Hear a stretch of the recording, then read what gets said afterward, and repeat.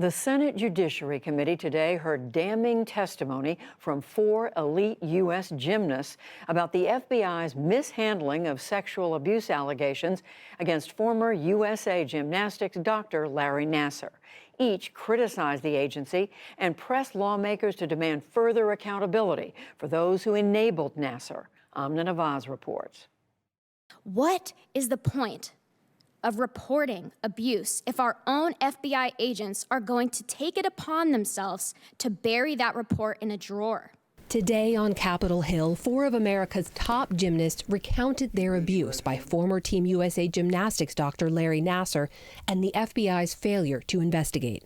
This was very clear, cookie-cutter pedophilia and abuse. And this is important because I told the FBI all of this, and they chose to falsify my report. USA Gymnastics and the United States Olympic and Paralympic Committee and the FBI have all betrayed me and those who were abused by Larry Nassar after I reported. The FBI made me feel like my abuse didn't count and it wasn't a big deal.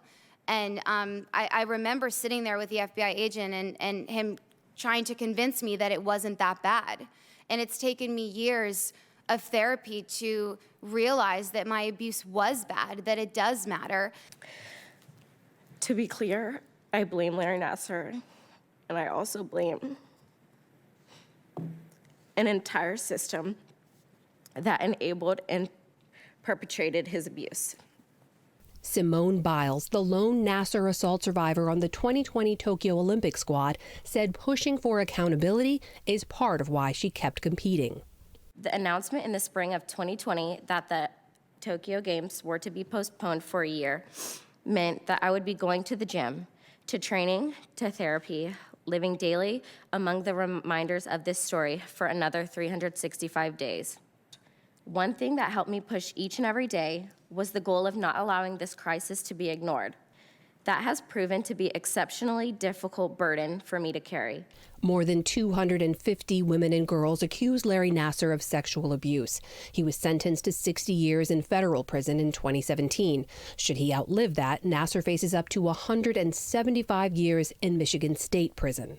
Lawmakers berated the FBI's botched probe today, including failing to properly investigate allegations of abuse first brought to their attention in 2015.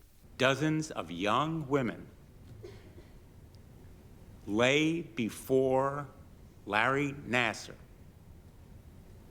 and he did with them what he wanted, with trauma and terror that will last a lifetime. That pain was preventable. It was needless. If the FBI did so little in the investigation involving world-class athletes, what hope can an average American have? The FBI's failures were laid out in a July report from the Justice Department's Inspector General. It found FBI field offices failed to formally document a July 2015 meeting with USA Gymnastics when the FBI first received allegations against Nassar. They waited 5 weeks to conduct a phone interview with one of the athletes who was abused and failed to reach out to others altogether. And that the special agent in charge made false statements and omitted material information in an attempt to minimize errors made by the Indianapolis field office. The special agent in charge went so far as to seek out a potential job opportunity with the U.S. Olympic Committee. FBI Director Christopher Wray called the agency's inaction unacceptable.